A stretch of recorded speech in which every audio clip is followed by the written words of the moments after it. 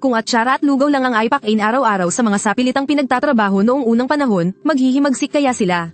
Napadpad ako sa sinaunang panahon bilang isang mahistrado sa hanggan, pero ang nakuha kong sistema ay puro walang katapusang lugaw, atsara, at instant noodles lang, kaya pinagtrabaho ko ang mga mamamayang sapilitang ipinapasok sa serbisyo ng 8 oras bawat araw. Wala silang ni isang kasing na sahod, at bawat kainan ay lugaw at atsara lang. At paminsan-minsan lang sila nakakatikim ng beef noodles. Akala ko'y agad silang magre-rebelde, pero sa unang araw, ang narinig ko lang sa mga tao ay, ito na ba ang huli nating kainan? Pagsapit ng 3 araw, nag-iba na naman ang usapan nila. Sa tingin mo, baka nagpapalaki ng mga tauhang handang mamatay ang mahistrado natin. Bahala na, kung mamamatay man, mamatay na tayong busog. Pagsapit ng 7 araw, maraming tao ang lumapit sa akin at sabay-sabay na lumuhad. Ginoong mahistrado, sabihin nyo lang po, sino po ang ipapapatay ninyo? Sa inyo na ang buhay naming ito. Makalipas ang kalahating buwan, napilitan akong mag-utos na huwag nang magsiksik ng basahan sa tiyan ng mga isda. At huwag na ring magpuyat sa hating gabi para lang tumulad sa alulong ng sorrow. Pagkaraan ng 3 buwan, may nangyari sa construction site. May nahukay sa ilog na isang batong rebulto ng taong iisa ang mata, at may hawak pa itong isang bato. Palinaw na nakaukit dito ang 8 salita. Hinirang ng langit, maghahari ng walang hanggan. Pero bago ko pa maintindihan kung anong nangyayari, isang kasamang kawal ang nagsuot sa akin ng dilaw na balabal. Kuya, malamig na, magdagdag ka ng damit. Initigan ko ang dilaw na balabal sa katawan ko, at saka ko lang naisip, kayo. Pinapahamak nyo talaga ako, tapat na lingkod ako ng kaharian. Pagkapadpad ko pa lang dito, isinangkot agad ako ng masasamang tao at pinarusahan ng 80 hampas. Pagkatapos ay ipinatapon pa ako bilang mahistrado sa hanggahang talampas ng wangto. Dahil sa impeksyon ng sugat ko, nilanat ako ng matindi. Malamang hindi ko na malalampasan ang araw na ito, pero sa sandaling iyon, bigla akong nagising sa sistemang may walang katapusang lugaw. Akala ko pa naman, dahil napunta ako sa sinaunang panahon, baka makagawa ako ng eroplano o kanyan. Anong silbi sa akin ng lugaw? Buti na lang, sa newbie gift pack ng sistema. Bukod sa 50 kilong bigas, may 3 pa itong antibiotic. Pagkainom ko ng gamot, nakatulog ako hanggang kinabukasan. Masakit pa rin ang sugat, pero wala na ang nakakapasong kirot na parang tumatagos sa buto kahapon. Ang utusan kong si Tomas ay natulala muna bago natauhan. Senyor ito, buhay pa kayo. Talagang may awa pa ang langit. Mula sa alaala ng dating may-ari ng katawang ito, nalaman kong si Tomas ay lamaking nasa tabi ko at hindi ako iniwan. Nang mapatapon ang dating ako, nagkanya-kanya na ang buong sambahayan. Si Tomas lang ang sumama sa akin. Habang patuloy na umaandar pahilaga ang karwahe, minasdan ko ang tanawin sa daan. At lalo lang bumigat ang loob ko. Paminsan-minsan ay may makikita kaming mga bangkay sa gilid ng daan, matanda man o bata, puro butot balat. At kung may buhay mang tao, mukha rin silang gutom na gutom, dilaw ang balat at walang sigla ang mga mata, parang mga naglalakad na bangkay. Senyor ito, nitong mga nakaraang taon, sunod-sunod ang kalamidad. Mabigat pa ang buwis ng hukuman. Wala nang ikinabubuhay ang mga tao. Lalo na't madalas pang manggulo ang mga tribo sa Hilaga, kaya lalo silang naghihirap. Habang papadilim na ang langit, nakakita kami ng isang nayon sa di kalayuan. Pero pagpasok namin sa nayon, 9 sa 10 bakuran ng mahigit 10 sambahayan ang abandonado na. Kumatok si Tomas sa bawat bahay, pero wala ring napala. Hindi sa ayaw naming patuloyin kayo, wala lang talaga kaming sobrang pagkain sa bahay. Sa panahong ito, nagkalat ang mga tulisan kung saan-saan. Paano namin malalaman kung hindi kayo mga bandido na nagpapanggap? Walang nagawa si Tomas kundi bumalik at magulat. Pero sa mismong sandaling iyon, may isang mahiyain at mahinang boses na narinig mula sa likuran ko. Mga Ginoo, kung nais ninyo, pwede po kayong tumuloy sa bahay namin. Isang dalagitang nasa 17 o 18 ang nakatayo sa dilim ng gabi. Suot niya ang magaspang na damit na puro tagpi-tagpi. Payat ang katawan niya, pero may maamo at magandang mukha. Sa likuran niya, may isang batang babae ring nasa 10 taong gulang na nagtatago. Mahigpit itong nakakapit sa leleyan ng damit ng ate niya. Ang dalaga ay si Flor, at ang nakababatang kapatid ay si Lina. Pareho nang namatay ang kanilang mga magulang sa magulong panahong ito. Nakatira sila sa isang sira-sirang kubo sa dulo ng nayon, at halos walang laman ang bahay. Wala man lang silang matinong higaan. Wala po kaming maayos na maihahain sa inyo. Wala na ring natitirang butil sa tapayan. Kung hindi kayo mandidiri, Ginoo, mamaya'y hahanap na lang po ako ng ligaw na gulay sa kapatagan. Nakayuko ang dalaga, at may halong pag-aalangan ang boses niya. Pero napansin ko na kahit payak ang bahay na ito, malinis itong maayos, may ilang luma at pudpod na aklat pa sa sulok ng pader. Nang silipin ko, mga aklat pala iyon tungkol sa sining ng digmaan gaya ng Asterisk The Art of War Asterisk at Asterisk 6 Secret Teachings. Marunong kang bumasa, bahagyang nanigas ang dalaga. Ako po, bago pumanaw ang ama ko, may kaunti po siyang itinuro sa akin. Hindi na ako nagtanong pa. Sa halip, inutusan ko si Tomas na kumuha ng kaunting bigas mula sa kariton. Pagkabukas niya roon, natulala siya. Purong puting bigas iyon, makinang at pino. Dapat tandaan na sa panahon ng tagutom, ilang takal lang ng bigas ay pwede nang ipalit sa buhay ng isang tao. Lalo na kung ganitong klaseng pinong bigas. Kahit nga sa mga karaniwang tao, sa masaganang taon lang sila nakakatikim ng dawa. Tungkol naman sa ganitong pinong bigas, mga maharlika at dugong bughaw lang ang karaniwang nakakakain nito. Ay ito po, napakahalaga naman ito. Kunin mo na, pinatuloy mo kami. Ito ang pasasalamat ko. Tinitigan ng dalaga ang supot ng bigas. At biglang namula ang mga mata niya. Naalala niya ang hiling ng lolo niya bago ito mamatay, na makatikim man lang ng isang subo ng puting kanin. Maraming salamat sa kabutihan ninyo, Ginoo. Lumuhad siya at nagpasalamat ng paulit-ulit, habang tuloy-tuloy ang agos ng luha niya. Sa tabi niya, ginaya rin siya ni Lina at lumuhad. Wala itong gaanong naiintindihan at basta nalang yumuko. Ding, nadagdag ang tiwala ng bayan, dagdag to kasalukuyang puntos ng tiwala. 2 noon ko lang tuluyang naunawaan ang silbi ng sistemang ito, pwede pala akong makaipon ng puntos ng tiwala ng bayan. At ipalit iyon sa mga supply sa tindahan ng sistema. At sa ngayon, ang pinakaunang mapagpapalitan ko pa lang ay bigas at atsara. Nang gabing iyon, nagpahinga kami ni Tomas sa maliit na silid sa gilid. Senyor ito, saan po nanggaling ang supot na iyon ng pinong bigas? Sinuri ko po mismo ang kariton. Maliban sa kaunting aypa, wala naman pong ibang laman iyon. Tinitigan ko ang tapat kong utusan at sandaling nag-isip. Pagkatapos, itinaas ko ang daliri ko at itinuro ang langit. Biglang nanlaki ang mga mata ni Tomas. Senyor ito, kayo po ba'y? Langit ang nakaalam, lupa ang nakaalam, ikaw ang nakaalam, at ako ang nakaalam. Huwag nang may 3 taong makakaalam pa nito. Bumilis ang paghinga ni Tomas. Samot-saring isipin ang pumasok sa utak niya. Tulong ng isang immortal, basbas ng langit, lubos na nagbago ang tingin niya sa akin. Nauunawaan ko na po, ang buhay kong ito ay sa inyo na, senyor ito. Anumang iutos ninyo sa hinaharap, handa akong mamatay para rito. Ngunit hindi nagtagal ang tahimik na gabing iyon. Isang matinis na sigaw ang pamunit sa katahimikan ng gabi. Kasunod nyo ng sunod-sunod na hiyawan at iyakan. Sumugod ako sa pintuan, at nakita ko sa bungad ng nayon ang umaapaw na apoy. Mahigit 100 tulisan na may hawak na itak at palakol ang ninanakawan ng bawat bahay. Senyor ito, tumakas na po kayo. Bigla akong itinulak ni Tomas paloob ng bahay. Sinunggaban niya ang isang kahoy sa may pintuan at hamarang sa bungad. Kakayanin mo bang pigilan sila ng mag-isa? Senyor ito, pinagpala po kayo ng langit. Hindi kayo pwedeng mamatay dito. Ilang taon din po akong nagsanay ng santukan at sipa. Kahit sandali lang ang maarang ko, ayos na iyon.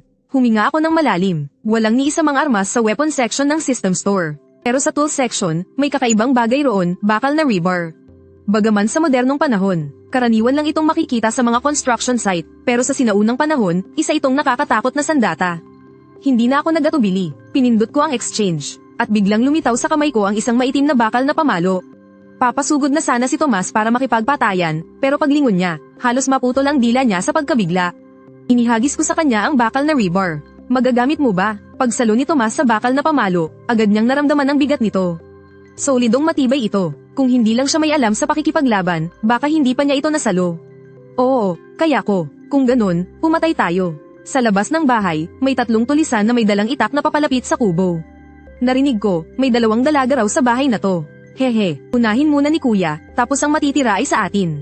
Bago pa matapos ang salita niya, biglang sinipa ang pinto, kumikislap ang malamig na liwanag, at ang unang tulisan ay hindi pa nakakaintindi ng. Lumipad na ang ulo niya. Sino yan? Gulat na gulat ang 2 pang tulisan, at akmang bubunot pa lang ng itak. Nang may isang binatang sumugod sa kanila, nakakagulat ang husay ng palo ni Tomas. Sanay na siya sa santukan noon pa sa mansiyon, at nang mabigyan pa ng kakaibang sandatang ito, lalo siyang naging mabagsik. Ang mga sandata ng mga tulisan ay nababasag agad sa mismong sandaling tumatama sa bakal na rebar. Pagkakita ng pinuno ng mga tulisan sa eksenang iyon, dali-dali siyang tumawag ng kasama, at 7 o 8 tulisan ang umiyaw habang pumapalibot. Senyor ito, isama niyo ang 2 dalaga at tumakas sa likod. Anong tatakas? Hindi mo sila kayang harapin mag-isa. Tutulungan kita. Pinulot ko sa lupa ang isang itak na nalaglag ng tulisan. Ang pinakamasama na'y mamatay, minsan na nga akong namatay. Ano pang ikatatakot ko? Isang madugong sagupaan iyon. Marami man ang mga tulisan, puro naman sila mga basag alero lang. Saan pa sila makakakita ng ganitong paraan ng pakikipaglaban na walang takot mamatay? Si Tomas, isang palo, isang patay, at lalo pang nag-init ang dugo niya. Bagaman hilaw ang galaw ko sa taybak, lamang naman ako sa tapang. 2 beses akong tinamaan ng itak, pero nakapagpabagsak din ako ng 2 tulisan. Nang mapatay ni Tomas sa isang palo ang pinuno ng mga tulisan, tuluyan ng bumigay ang natitira. Iniwan nila ang mga sandata nila, at nagtakbuhang parang mga daga. Habang hinihingal ako, yumuko ako at sinilip ang mga sugat ko. Mabuti na lang at hindi malalim. Nagtago lang sa loob sina Flor at Lina. at ligtas silang dalawa. Pero paglabas nila, at makita ang mga bangkay na nakakalat sa lupa, biglang umiyak si Lina at sumiksik sa yakap ng ate niya. Si Flor naman ay mariing nakatitig sa akin. Punong-puno ng masalimuot na damdamin ang mga mata niya. Kinaumagahan, nangangatog na lumabas ng bahay ang mga nakaligtas na taga-nayon. Pagkakita nila sa mga bangkay ng mga tulisan sa buong paligid, natulala silang lahat. Sino ang pumatay sa kanila? Parang yung 2 taong nakituloy kagabi.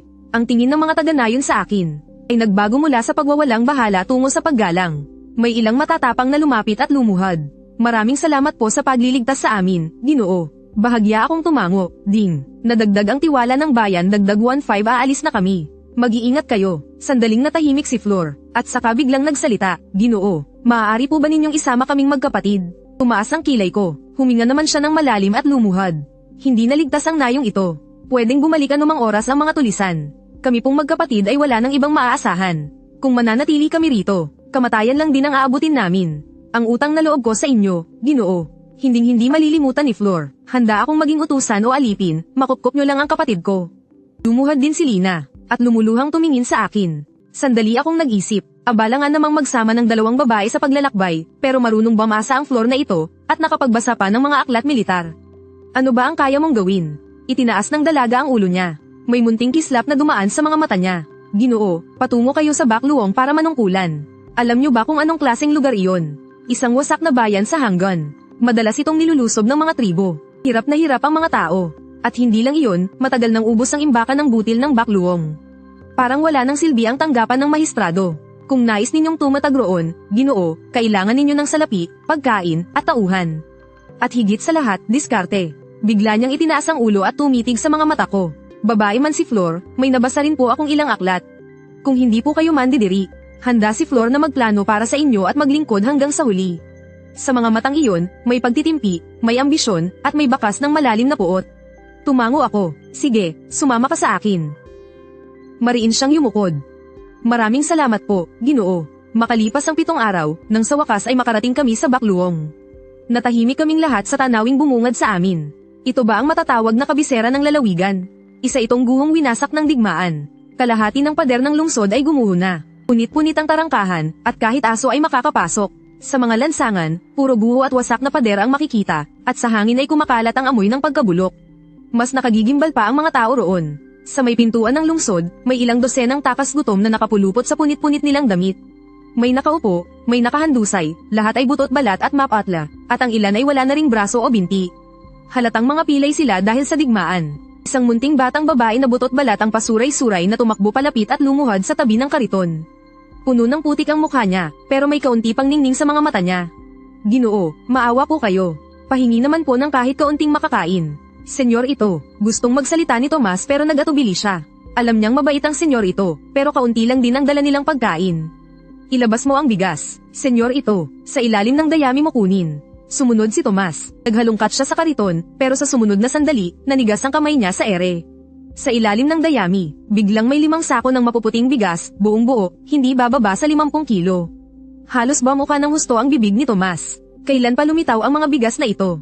Hindi niya napigil ang mapatingin sa akin. Ngunit kalmado lang ang mukha ko, na para bang kontrolado ko ang lahat. Lalo pang tumibay ang hinala ni Tomas sa puso niya. May gabay ng langit ang senyor ito. Siya ang taong pinili ng langit. Ibaba mo ang bigas at ipamahagi sa kanila. Pagkarinig nyo ng mga takas gutom, sandali silang natigilan, bago biglang nagkagulo ang buong hanay. Sinabi ng Ginoo na bibigyan tayo ng pagkain. Totoo ba talaga iyon? Pinong bigas, mapuputing pinong bigas. Biglang nagsiksikan ang mga tao at muntik nang mawala ng kontrol ang sitwasyon. Sa sandaling iyon, isang matipunong lalaking nakasuot ng wasak na baluti ang humakbang pasulong. Lahat kayo, umatras. Parang kulog ang lakas ng boses niya, at agad natahimik ang lahat. Humarap siya sa akin at nagbigay galang. Maaari ko bang malaman ang inyong pangalan? Ako si Diego, ang bagong mahistrado ng Bakluong. Bahagyang lumiit ang mga mata ng lalaki. Mahistrado, mula ulo hanggang paa ay sinuri niya ako. Mukhang mahina at pino ang binatang nasa harap niya, pero may talamang tingin nito na hindi maipaliwanag. Ako si Victor, dati akong kapitan ng sandaang kawal sa Hukbong Hanggan. Kung nais magpalugaw ni Ginoong Diego, hayaan niyo pong ako ang magpanatili ng kaayusan. Tinitigan ko siya. Mula sa impormasyong ibinigay ng sistema, nalaman kong ang Victor na ito ay dati palang mabagsik na kawal ng Hukbong Hanggan. Sanay sa laban, ngunit dahil prangka ang ugali at ipinagtanggol ang mga tauhan niya, nagalit ang nakatataas sa kanya. Kaya ipinatapon siya rito bilang sapilitang manggagawa. Sige, tumango ako. Aasa ako sa'yo, kapatid na Victor. Natigilan si Victor. Tinawag siya ng mahistradong ito na kapatid. Dapat tandaan na, sa kalagayan niya ngayon, isa lang siyang bilanggong pinagtatrabaho, halos wala nang ipinagkaiba sa isang pulubi. Sa tuwing makikita siya ng mga naunang mahistrado, inuutusan lang siya o tinititigan ng masama. Wala ni isa mang tumingin sa kanya bilang tao. Mariing tumingin sa akin si Victor at buong pusong nagbigay galang. Huwag kayong mag-alala, Ginoong Diego. Aayusin ko ito. Nagsimula ang pamamahagi ng lugaw. Pinapila ni Victor ang mga takas gutom at pinauuna ang matatanda, mahihina, babae, at bata sa pagtanggap ng bigas. Napakahusay ng Victor na ito sa pag-oorganisa. Sa maikling sandali, naisaayos niya ang dating magulong hanay.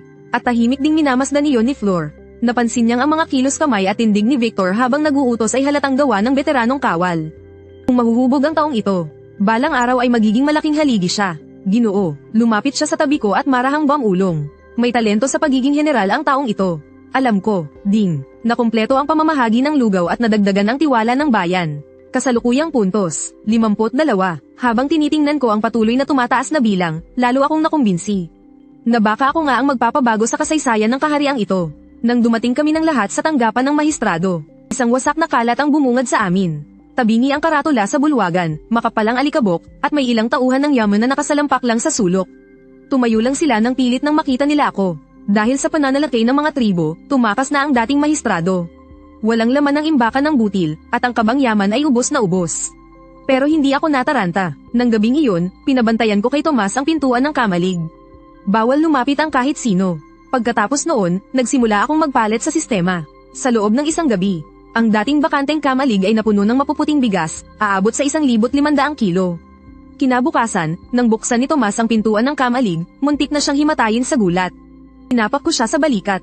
Ipinagbili ko ang natitira kong ari-arian para rito. Walang kinalaman dito ang hukuman. Tandaan mo, kapag may nagtanong, iyan lang ang sasabihin mo. Nang araw ding iyon, nagdikit ako ng pabatid sa harap ng tanggapan ng mahistrado at inipon ng buong bayan. Ako, si Diego, mula ngayong araw ang bagong mahistrado ng Bakluong. Dito ako nanunumpa. Pakakainin ko kayo hanggang mabusog. Nagkatinginan ang mga tao, walang naniwala. Sinong mahistrado ba ang hindi dumating rito para lang magsamantala at saka tumakas? Sino ang totoong nagmamalasakit sa karaniwang tao? Hindi ako bumabawi sa salita ko. Kalmado ang boses ko. Bukas, sa oras ng umaga, ang sino mang handang magtrabaho ay magtipon sa tarangkahan ng lungsod. Mag-aayos tayo ng pader at maghuhukay ng mga kanal. May kapalit ang bawat pagod. Kapag naka-4 na oras ng trabaho, may isang mangkok ng lugaw. Kapag naka-8 oras, lugaw hanggang mabusog. May kasama pang atsara. Natigilan ang mga tao. Sa panahong ito, pangarap na nga lang ang makakain ng lugaw, tapos may atsara pa. Wala pa ring naniwala, pero wala ring gustong palampasin ang pagkakataong ito. Paano kung totoo nga? Kinabukasan, pagdating ko sa may tarangkahan ng lungsod, natigilan ako sa nakita ko.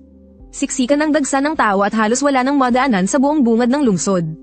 Hindi bababa sa 1,000 ang naroon. Ginoo, nandito na po kami para magtrabaho. Ginoo, totoo po ba ang sinabi ninyo? May lugaw nga po ba talaga? Ginoo, marami po akong kayang gawin. Maawa po kayo at tanggapin ninyo ako. Tiningnan ko ang mga mamamayang ito na punit-punit ang damit. At butot balat sa gutom. Huminga ako ng malalim, maghanda ng mga kawa at magsaing ng lugaw. Nang maluto ang unang kawa ng lugaw, para bang nabaliw sa tuwa ang lahat. Totoong lugaw iyon, maputi, malapot, at umalingasaw ang bango. Parang gusto mo nang isubsob ang mukha mo sa mangkok. Ang higit pang ikinagulat nila. Sa bawat mangkok ng lugaw, may kasama talagang atsara. Ang maalat-alat at mabangong atsara kapareha ng malambot na lugaw. Ay talagang ubod ng sarap. Ang sarap, sobrang sarap. Napakasarap ng atsarang ito. May alat pa. May ilang umiiyak habang kumakain. Hindi na nila maalala kung kailan sila huling nabusog. Ding. Nadagdag ang tiwala ng bayan dagdag 156. Kasalukuyang puntos. 208. Tinitigin ko ang patuloy na tumataas na bilang at bahagya akong napangiti. Simula pa lang ito. Sa tabi ko, pinagmamasdan ni Flor ang eksenang iyon. May kumislap na masalimuot na damdamin sa mga mata niya. Lubos na niyang naunawaan ngayon. Hindi ako ordinaryong tao, may pagkain ako, may paraan, at higit sa lahat, may ambisyon. Hindi siya nagkamali ng piniling tao. Lumapit siya sa tabi ko, at marahang nagsalita, Ginoo, may isang paraan si Flor para matulungan kayong maitayo ang malaking adhikain ninyo. Sabihin mo, marami pang bayan sa hilagang hanggan na lugmok din sa gutom at paghihirap. Bakit hindi kayo magpapadala ng tao para ibenta ang pinong bigas sa mayayamang mga ngalakal sa kabisera at ipaliti yun sa salapi? Pagkatapos, ipasundo ninyo rito ang mga takas gutom. Bigla akong naliwanagan. Ang tao ang pundasyon. Kapag may tao, makabubuo kayo ng sarili ninyong puwersa. Mataman ko siyang tiningnan. May talino ka nga. Nais lang ni Flor na maibsan ang pasanin ninyo. Tumango ako. Sige, ikaw ang bahala rito. Biglang natuwa si Flor, at agad tumanggap ng utos. Alam niyang sa wakas ay nakagawa na siya ng unang hakbang. Pagkaraan ng 3 buwan, lubos nang nagbago ang bakluong. Naipakumpuni na ang mga wasak na pader, at ang dating bakanteng mga lansangan ay ngayoy puno na ng tao. Nagkaroon na ito ng kaunting sigla at ingay. Ang populasyon ng bayan, mula sa mahigit 1,000 noong una, ay biglang umabot sa 8,000 katao. Lahat sila'y mga takas gutom mula sa karatig bayan. Balitaan nilang may isang matuwid na pinuno sa bakluong. Na basta handang magtrabaho ay may lugaw na makakain, kaya buong pamilya silang nagsidating para sumilong sa amin. Tinanggap ko silang lahat. Bawat takas gutom na maninirahan sa loob ng lungsod ay makatatanggap ng 5 kilong bigas bilang panimulang ayuda. Habang tinitingnan ko ang patuloy na pagtaas ng puntos ng tiwala, lalo akong nakumbinsing tama ang landas na tinatahak ko. Sa tanggapan ng mahistrado, tinipon ko ang lahat para sa pagpupulong. Ngayon, mayroon na akong pangkat ng mga taong mapakikinabangan. Si Tomas ang namamahala sa pagbabantay. Si Victor naman ang namumuno sa pagsasanay ng hukbo, at si Flor ang nagsisilbing tagapayo at taga-isip ng mga estratehiya. Sa ngayon, nakapagsanay na si Victor ng 2,000 piling kawal. Hindi man sila kasentapang ng mga elit ng hukbong hanggan, higit pa silang sapat sa pagdepensa ng lungsod. Sa unang tingin, parang hindi iyon kalakihan. Pero dapat tandaan na 3 buwan lang ang nakalipas. Ang mga taong ito ay pawang gutom at butot balat na takas gutom. Ang lugaw at atsara ko ang nagpabalik ng lakas nila. Higit sa lahat, naniniwala sila sa kanilang mahal na mahistrado. Mabilis din ang usad ng proyektong irigasyon na pinangangasiwaan ni Flor. 8 bahagi sa 10 ng kanal ang tapos na. Inaasahang matatapos ito sa susunod na buwan. Pagdating noon, mapatutubigan na ang mga bakanteng lupain sa labas ng lungsod. Sa pagsapit ng tagsibol sa susunod na taon, maaari nang maghasik. Inilapag ko sa mesa ang mga binhi ng palay at trigo at inutusan si Flor na ipamahagi ang mga iyon. Pagkabukas niya sa supot, bahagyang lumiit ang mga balintataw niya. Bilog at hitik ang mga butil na iyon. Napakaganda ng kalidad, at malinaw na hindi karaniwang binhi. Hindi na siya nagtanong pa at tumango lang bilang pagsunod. Ang hindi ko alam, sa mga panahong ito, patuloy pala akong inoobserbahan ni Flor. Napakarami pang lihim ni Diego. Kaya niyang magpalitaw ng bigas, atsara, mga binhi, at maging matitibay na sandata mula sa wala. Ang paraan niya ng pagsasalita at pag-iisip, ay lubos na naiiba sa mga tao ng panahong ito. Marami rin siyang iminungkahing sistemang ni hindi pa naririnig noon, gaya ng pasahod ayon sa dami ng trabaho. Kung gaano karami ang ginawa mo, ganoon din karami ang bayad. Pati babae, pwede ring magtrabaho at tumanggap ng sahod, gaya rin ng libreng paaralan. Lahat ng bata ay pwedeng pumasok at matutong bumasa at sumulat. Sa unang tingin, parang kakatwa ang mga patakarang ito. Pero nakakagulat na talagang epektibo sila. Habang tumatagal, lalo akong napapaisip kung sino nga ba talaga ang lalaking ito. Pero hindi ako nagtanong, dahil alam kong may mga bagay na hindi dapat inuusisa. Ang kailangan ko lang ay gawin ang tungkulin ko at tulungan siyang maabot ang layunin niya. Habang sabay kong tinutupad ang sarili kong layunin. Tuwing gabi, nagtuturo ako ng mga letters sa mga bata sa paaralan. Ate Flor, paano po basahin ang karakter na ito? Ibig sabihin niyan ay mamamayan. Ito naman, ang basariyan ay bayan, ibig sabihin ay bansa. Habang tinitingnan ko ang maningning na mga mata ng mga batang ito. Naalala ko ang aking ama. Dati siyang opisyal ng hukuman. Matuwid siya at hindi kailanman yumuyuko sa mali, pero dahil nagalit sa kanya ang punong ministro na si Senyor Ignacio. Pinaratangan siya sa gawa-gawang kaso at ipinatapon sa hanggan upang magtrabaho hanggang mamatay. Nang malaman iyon ng aking ina, halos nadurog ang puso niya. Pagkatapos, nilapastangan pa siya ng mga bandido hanggang sa mamatay. Ang lolo ko naman, pinilit kumapit hanggang sa huli, pero namatay rin sa gutom sa bahay.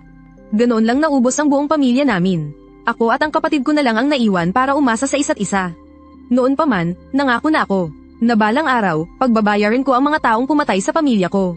Pero alam kong, hindi ko yun magagawa ng mag-isa. Kaya nang makilala ko si Diego, alam kong dumating na ang pagkakataon ko. May ambisyon ang taong ito. May kakayahan siya at may mga mapagkukunan. Basta sumunod ako sa kanya, may pag-asa akong maabot ang sariling layunin ko. Ate Flor, ano pong iniisip mo? Napaigtad ako sa tinig ni Lina. Naputol ang aking pag-iisip, natauhan ako at marahang hinaplos ang ulo ng kapatid ko. Wala naman. Iniisip lang ni ate, na magiging mas mabuti pa ang buhay natin mula ngayon. Totoo ba? Pagkaraan ng 1 buwan, dumating ang balitang nilusob ng mga tribo ang hanggan. 3,000, kawal kabayo ng mga tribo ang papaslangin na sana sa bakluong. Agad na balot ng takot ang buong lungsod at nagkagulo ang mga mamamayan. May mga nag-empake para tumakas, at may mga napaupo na lang sa lupa at malakas na umiyak. Inipon ko ang lahat upang magpulong. Ginoo, paparating ang mga tribo. 3,000 kawal kabayo sila, samantalang tayo'y may 2,000. Kawal paalang, wala tayong laban. Tama po, Ginoo, mas mabuti sigurong Tama na. Iyan ba ang isusukli ninyo kay Ginoong Diego? Pagkatapos, humarap siya sa akin at nagbigay galang. Ginoo, handa akong pamunuan ang mga kawal palabas ng lungsod para salubungin ang kalaban. Ikanaway ko ang kamay ko para huwag muna siyang magmadali.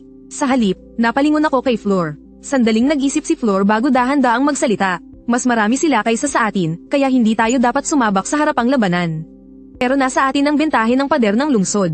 Pwede tayong magtanggol mula sa loob. Malakas man ang kawal kabayo ng mga tribo, hindi sila sanay sa pagsalakay sa lungsod. Basta mapanatili natin ang pader. Wala silang magagawa kundi tumitig mula sa labas. At isa pa, may kislap panlilin lang sa mga mata niya. May naisip akong paraan. Pwede nating akitin ang mga tribo na sila mismo ang pumasok sa lungsod.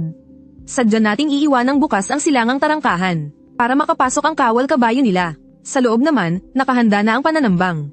Uunahin nating patumbahin ang mga kabayo gamit ang mga bakal na tanikala para magulo ang porma sayo nila. Pagkatapos, sabay-sabay susulpot ang ating mga nakatagong kawal at lilipulin sila. Agad may ilang tumutol mula sa karamihan. Napakapanganib niyan. Kapag pamalya ang pananambang, kapag nakapasok ang mga tribo sa lungsod, katapusan na nating lahat. Hindi tayo mabibigo, dahil may isang bagay tayo na wala sila. Ano iyon? Ang loob ng bayan. Lumingon siya sa akin. Ginoo, sa nakaraang mga buwan, pinakain ninyo ng lugaw ang mga tao, namahaji ng bigas, at nagtayo ng paaralan. Utang na loob nila sa inyo ang lahat. Turing nila sa inyo ay parang magulang. Sa sandaling magutos kayo, tiyak na susunod sila hanggang kamatayan. Kapag nasa inyo ang loob ng bayan, nasa inyo rin ang sigla ng hukbo. At kapag may sigla ang hukbo, may lakas silang lumaban. Malakas man ang kabalyeriya ng mga tribo. Malayo ang tinakbo nila at pagod na ang tao at kabayo. Tayo ang nasa pahinga at may bentahe pa ng pananambang. Walang dadang mananalo tayo. Matapos ko siyang pakinggan, marahan akong tumango. Gagawin natin ang plano mo. Makalipas ang 2 araw, dumating sa ilalim ng lungsod ang kabalyeriya ng mga tribo. Sa unahan nila ay isang dambuhalang lalaki, ang taliban nilang general na si Hugo. Buksan ninyo ang tarangkahan at sumuko. At patatawarin ko kayo. Kung hindi, sa araw na bumagsak ang lungsod, walang matitirang buhay. Sa ibabaw ng pader, nakatayo ako sa parapet at minasdan ang maitim na hanay ng kabalyeriya sa ibaba. Kalmado ang mukha ko. Pakawalan. Sa sumunod na saglit, sabay-sabay umulan ang mga palaso mula sa pader. Nagulat si Hugo at mabilis na umatras. Walang hiyang opisyal, nangangahas ka. Lusubin ninyo ang lungsod. Nagsimulang sumalakay ang kabalyeriya ng mga tribo, pero agad nilang natuklasang mas matibay ng husto ang pader kaysa sa inaasahan nila. Hindi ito mapasok ng mga palaso, at hindi rin matinag ng pambunggo. May bumabagsak pang malalaking bato mula sa itaas. Buong araw silang umatake, mabigat ang pinsala, pero wala silang nausad ni kahit kaunti. Nagdilim ang mukha ni Hugo. Lintik, bakit napakatigas ng pader na ito? Sa sandaling iyon, isang especially iya ang nagmamadaling tumakbo palapit. General, bukas ang silangang tarangkahan. Ano? Hahaha, natakot na ang walang hiyang opisyal. Sugod, siya ang nanguna, at pinaharurot ang kabalyeriya papunta sa silangang tarangkahan. Pagkapasok sa lungsod, ramagasa ang kabalyeriya ng mga tribo na parang baha. Nakasakay si Hugo sa kabayo at nakangising mayabang, pero sa sumunod na sandali, nanigas ang ngiti sa mukha niya. Isa-isang pamitik paitaas ang makakapal na tanikalang bakal mula sa magkabilang gilid ng kalsada at sumabit sa mga paa ng kabayo. Ang mga nauunang dosenang mga ngabayo ay agad natisod ng mga tanikala, tumilapon sa ere kasama ng mga kabayo, at nagsigawan sa sakit. Namutla si Hugo sa takot, pero huli na ang lahat. Patayin sila. Hindi mabilang nakawal ang sumugod palabas mula sa mga bahay sa magkabilang gilid ng kalsada. Parang mga tigre silang bumagsak mula sa bundok at nilapa ang kabalyeriya ng mga tribo. Nagkagulo ang porma sayo ng kalaban. Sa makikitid na lansangan, halos walang silbi ang kanilang mga kabayo. Sa halip, naging pabigat pa ang mga ito. Ang mas nakakatakot pa, maging ang mga mamamayan sa loob ng lungsod ay sumali sa labanan. May hawak silang asarol, karit, at mga pamalo, at ramagasa sila mula sa lahat ng panig. Paluin hanggang mamatay ang mga halimaw na yan. Protektahan si Ginoong Diego. Ang bakluwang ang tahanan natin. Halos pumutok sa galit ang mga mata ni Hugo. Tinangka niyang basagin ang pagkubkob, pero lalo lang dumami ang mga kaaway sa paligid niya. Sa sandaling iyon, isang matalim kong palaso ang sumipol sa hangin at umama mismo sa lalamunan niya. Nanlaki ang mga mata ni Hugo. Hindi siya makapaniwalang tumingin sa direksyong pinanggalingan ng palaso. Patay na ang general. Umatras. Tuluyan nang nagkawatak-watak ang kabalyeriya ng mga tribo at nagtakbuhang parang baliw, pero nakasara na ang tarangkahan at wala silang matakbuhan. Sa labanang ito, 3,000. Kabalyeriya ng mga tribo ang nawalan ng mahigit kalahati, at 1,000. Mahigit ang nabihag. Dakilang tagumpay ito para sa bakluong. Ding. Tagumpay sa labanan. Nadagdag ang loob ng bayan dagdag 1247. Kasalukuyang puntos. 4,744. Pero matapos ang labanan, hindi ko iniutos na patayin ang mga bihag. Sa halip, ipinadakip ko sila at dinala sa loob ng lungsod. upang makita nila mismo ang buhay ng mga mamamayan ng Bakluong.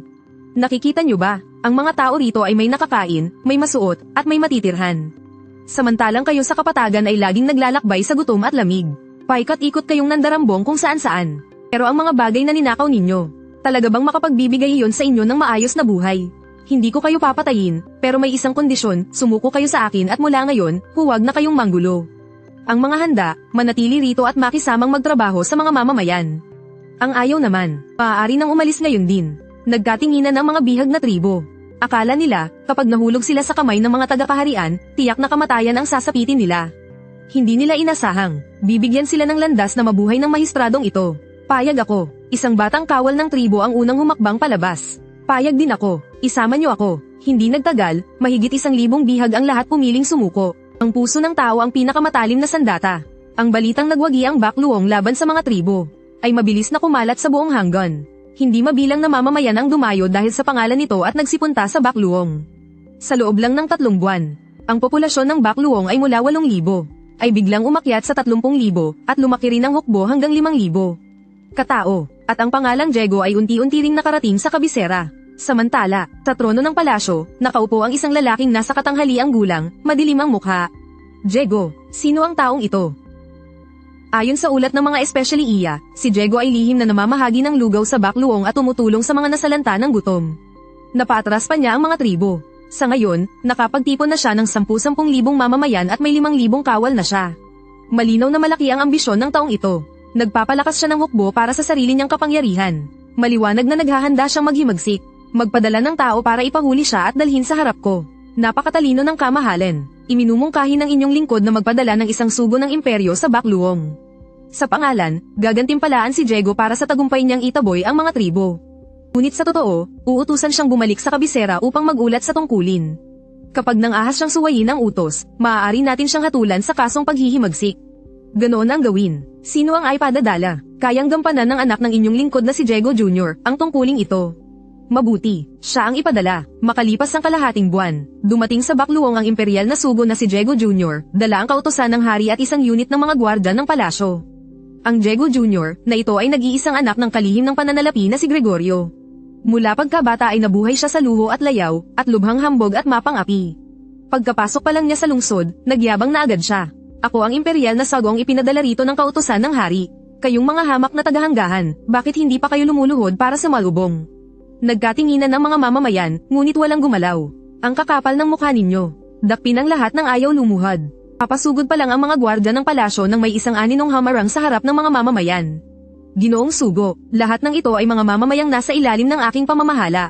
Nakikiusap akong taasan ninyo sila ng kaunting awa. Nang mag-angat ng tingin si Diego Jr., nakita niya ang isang binatang nakatayo sa harap niya, payapa ang mukha. Ikaw ba si Diego? Tama, sinuri ako ni Diego Jr. mula ulo hanggang paa. May bahagyang mapanlait ng ngiti sa gilid ng bibig niya. Sa utos ng hari, inuutusan kitang sumama agad sa akin pabalik sa kabisera para magulat. Sa kabisera, bakit? Lihim kang namahaji ng lugaw. Tumulong sa mga nasalanta ng gutom, at nagpalakas ng hukbo para sa sarili mong kapangyarihan. Maliwanag na naghahanda kang maghimagsik. May utos ang hari, pumasok ka sa kabisera ng mag-isa at humarap sa pagsisiyasat. Kapag sinuwi mo ang kautusan, hahatulan ka sa kasong paghihimagsik. Matagal ko nang inasahan na darating ang araw na ito. Ginoong Sugo, anong mali sa pagtulong ko sa mga nasalanta ng gutom? At anong kasalanan sa pagtataboy sa mga tribo at pagprotekta sa bayan? Manahimik ka, palusot lang iyan. Kapag sinabi ng hari na may sala ka, may sala ka. Akala mo ba, sa iilang taong nagtipon sa paligid mo, kaya mo nang maghimagsik? Habang nagsasalita siya, biglang napako ang tingin niya sa gitna ng mga tao, sa isang dalagang nakatayo roon. Aba, maganda pala ang babaeng to. Hoy, kayo riyan, dalhin ninyo siya sa harap ko. Biglang dumilim ang mukha ko. Maglalakas loob ka. Bakit? Anong hindi ko kayang gawin? Mga hamak na tagahanggan lang naman kayo. Kung sino ang gusto ko, kukunin ko. Pagkabagsak ng salita niya, isang anino ang kumislap. Agad sinunggaban ni Tomas si Diego Jr. at idiniin siya sa lupa. Bitawan niyo ako. Naghihimagsik kayo. Naghihimagsik. Gusto niyo talagang maghimagsik. Samantalang marahan akong lumapit at tiningnan siya mula sa itaas. Maghimagsik. Ano ngayon kung maghimagsik? Ang nilalabanan ko ay ang hudas na hari. At kayong mga ganid na opisyal na nagpapahirap sa bayan. Hinugot ko ang mahabang espada sa baywang ko. Ginoo, huwag. Kapag pinatay ninyo ang imperial na sugo, wala na talaga tayong babalikan. Ngunit hindi ko siya pinansin sa pagkakataong ito. Mariin kong tinitigan si Diego Jr. at lantad ang matinding hanggerang pumatay sa mga mata ko. Kanina, sinabi mong hamak na mga taga-Hanggan ang mga taong ito. Nanginig ang buong katawan ni Diego Jr. sa takot sa tingin ko. Pero nagmatigas pa rin siya.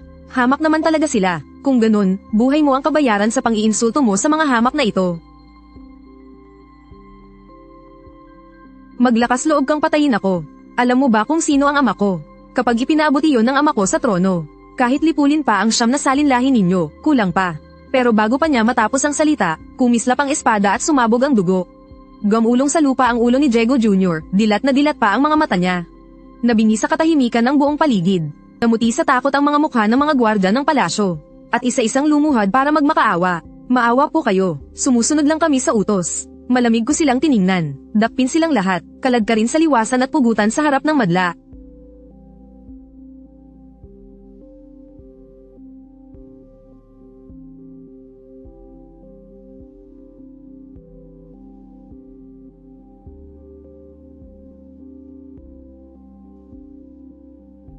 Nang gabing iyon, kumapalang amoy ng dugo sa liwasan. Tinitigan ng mga mamamayan ang mga ulong nakahilera roon ng walang takot. At sa halip ay sumabog ang nakakabinging sigawan ng tuwa. Mabuhay si Ginoong Diego. Tama lang ang nangyari. Matagal nang dapat mamatay ang mga lintik na opisyal na yan. Ding, napatay ang imperial na sugo, nadagdagan ang loob ng bayan dagdag 2156. Kasalukuyang puntos, 6,736 alternasyon. Nakatayo ako sa ibabaw ng pader ng lungsod. Habang pinagmamasdan ang naghihiyawang mga tao. Wala akong kahit kaunting pagsisisi sa puso ko. Alam kong mula sa sandaling ito, wala na akong daang paatras. Alinman sa maging Panginoon ng buong mundo, o mamatay na walang mapaglibingan. Lumapit si Flor sa tabi ko at marahang nagsalita. Ginoo, hindi magtatagal at makakarating ang balita sa kabisera. Tiyak na magpapadala ng malaking hukbo ang hukuman para lusubin tayo. Alam ko, ang natitirang pagpaplano ay nakaasa na sayo, aking tagapayo. Nang makarating sa kabisera ang balitang pinatay ko ang imperial na sugo, abala sa pag-inom at paglilibang sa harem si Haring Adrian. Ano, nang ahas siyang patayin ang sugo ko. Kamahalin, pakalmayin po ninyo ang inyong loob. Walang dadang paghihimagsik ang ginawa ni Diego. Iminumungkahi ng inyong lingkod na agad tayong magpadala ng hukbo para sugpuin siya. Sugpuin, saan tayo kukuha ng pangsugpo? Nasaan ang pilak ko? Nasaan ang pagkain ko? Nasaan ang hukbo ko? Sa nakaraang mga taon, sunod-sunod ang kalamidad at lubog sa paghihirap ang mga mamamayan. Matagal nang ubos ang kabangyaman, at idagdag pa, na ang iba't ibang Panginoong may lupa ay may sarili nilang hukbo. May isang paraan po ang inyong lingkod. Maaari nating taasan ang buwis at mangalap ng pondong pandigma mula sa mga mamamayan. At italaga si Rafael bilang general ng Taliba. Pamunuan niya ang 50,000. Kawal upang sugpuin ang paghihimagsik. Gawin natin ang mungkahi mo. Makalipas ang isang buwan, pinamunuan ni Rafael ang 50,000. Hukbo at rumatsyadang papunta sa Bakluong. Kilalang bantog na general ng hukuman si Rafael, matapang at tapat. At tanyag ang pangalan niya sa lahat, ngunit puno ng pag-aalinlangan ang puso niya. Narinig na niya ang mga ginawa ni Diego, pagtulong sa mga nasalanta ng gutom at pagtataboy sa mga tribo. Mahal na mahal siya ng bayan. Ang ganitong tao, talaga bang rebelde, pero ang utos ng hari ay hindi niya masusuway. Kaya wala siyang nagawa kundi magpatuloy. Hindi nagtagal, nakarating na sa paanan ng lungsod ang hukbo ni Rafael. Nakasakay siya sa kabayo, at mariing minasdan ang Bakluong sa harap niya. Kumunat ang noo niya, mas matibay ang lungsod na ito kaysa sa inaasahan niya. Matayog at matibay ang pader. Kumikinang ang tubig sa moat. Humahampas ang mga watawat sa ibabaw ng pader, at handang-handa ang mga kawal. Ang higit pang ikinagulat niya, may mga trebuchet at higanteng pana pa sa ibabaw ng pader. Kinabukasan, nagsimula ang paglusob sa lungsod. Nagpadala si Rafael ng 10,000 kawal na ramagasa sa pader na parang baha. Mula sa itaas ng lungsod, sabay-sabay umulan ang mga palaso. Parang maitim na unos iyon. Isa-isang bumagsak ang mga nasa unahan, at naghalo-halo ang mga hiyaw ng sakit. Mga trebuchet, pakawalan. Bumulusok ang malalaking bato mula sa pader at bumagsak sa gitna ng mga sumasalakay, nagkalat ang laman at dugo. Malalaking pana, pakawalan. Sumipol sa hangin ang naglalakihang pana, at kayang batasin ang 3 o 4 na tao sa isang bagsakan. Lalong dumilim ang mukha ni Rafael. Buong araw silang sumalakay, libo-libo ang nasawi, at lalong dumilim ang mukha ni Rafael. Maghapon silang umatake at libo-libo ang nalagas, pero ni pader ay hindi nila man lang nahawakan. Natahimik si Rafael. Alam niyang hindi dahil mahirap lusubin ang lungsod, kundi dahil napakahirap kalabanin ng mga nagtatanggol dito. Maliit lang ang bilang ng mga kawal na iyon. Ngunit wala silang takot sa kamatayan. Handa silang mamatay para sa lungsod. At maging ang mga mamamayan sa loob. Kusang tumulong sa pagtatanggol, naghahatid ng pagkain, nag-aalaga ng sugatan, at nagbubuhat ng mga troso at bato. Walang takot sa mga mata nila, kundi matinding paninindigan lang. Diego, sino ka ba talaga? Tumagal ng 3 araw ang paglusob sa lungsod. Halos 10,000 tao ang nawala kay Rafael. Ngunit hindi pa rin niya mabasag ang lungsod. Kaya ipinon niya ang lahat ng tauhan niya. At inilunsad ang huling malawakang paglusob. Parang dambuhalang alon ng buong hukbo sa pagragasa sa pader. Sa ibabaw ng lungsod, nakatayo ako sa parapet. At minasdan ang maitim na hukbong nasa ibaba. Pero nanatiling payapa ang mukha ko. Sumulyap ako sa tigang na bundok sa labas ng lungsod. Matagal nang naghihintay roon si Victor. Sa tigang na bundok sa labas ng lungsod, nakasakay si Victor. At pinagmamasdan ang mabangis na labanan sa ibaba. Nagliliyab sa pagpatay ang mga mata niya. General, kailan tayo kikilos? Paghintay. Kapag umabot na sa sukdulan ang labanan. Lumipas pa ang isang oras. Umingay ng husto ang laban sa ibaba ng pader. Naikabit na ng hukbong sumasalakay ang mga hagdang panglusob. Nakakaakyat na ang mga kaaway sa pader habang desperadong lumalaban ang mga nagtatanggol. Nasa matinding sagupaan na ang dalawang panig. Nakatuon ng husto ang pansin ni Rafael sa pader ng lungsod at hindi man lang niya napansin ang likuran niya. Nakatuon ng husto ang pansin ni Rafael sa pader ng lungsod. Hindi niya lubusang napansin ang likuran niya. Dumating na ang oras. Itinaas ni Victor ang mahabang tibak at sumigaw ng malakas. Sugod. Parang rumaragas ang baha, 3,000 mabibigat na kabalyero ang sumugod pababa mula sa tigang na bundok. Diretso silang bumagsak sa hulihang hukbo ni Rafael. Biglang namutla si Rafael sa takot. Sa harap niya ay rumaragas ang papalapit ang maitim na agos ng bakal. Balot sa bakal ang mga kabalyero at maging ang kanilang mga kabayo, parang rumaragas ang bakal na baha. May hawak silang mahahabang sibat. Saan man sila dumaan, nagliparan ng dugo at laman.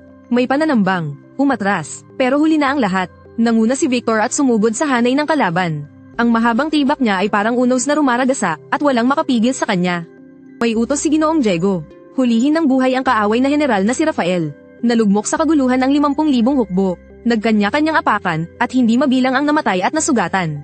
Napalibutan si Rafael at pilit na kumakawala. Pero wala siyang matakasin. Sa huli, nabihag siyang buhay ni Victor. Sa labanang ito, tuluyang nalipol ang buong 50,000 hukbo. Lubos na nagwagi ang bakluong. Ang totoo, isang buwan bago nito, tinipon ko ang lahat para pag-usapan ang plano. 50,000 hukbo, kahit pa umabot ng 100,000 ang mga magnanakaw. Kaya ko pa rin silang pabagsakin. Maingat si Victor, mas marami sila kaysa sa atin, kaya hindi pwedeng padalos-dalos. Floor, anong tingin mo? 50,000 ang hukbo ng kaaway. At 5,000 lang tayo. Kung magpapakamatigas tayo, tiyak ang pagkatalo. Pero may 3 tayong bentahe, mataas ang lungsod at makapal ang pader. Sapat ang ating pagkain, at nasa atin ang loob ng bayan. Ang plano ko ay magtanggol muna bago umatake. Mag-iiwan tayo ng 1,000 kawal para magtanggol sa lungsod. Dahil nasa atin ang loob ng bayan, gagamit tayo ng mga trebuchet at mabibigat na pana para unti-unting ubusin ang kaaway. Pagkatapos ay pamumunuan ni General Victor ang 3,000 kawal na nakasuot ng baluting bakal at magtatago sa tigang na bundok sa labas ng lungsod. Hihintayin nilang mapagod ang hukbo ng kaaway sa paglusob. At kapag nanghina na sila, saka susugod ang kabalyeriya mula sa tagiliran. Sa gayon, tiyak ang malaking tagumpay.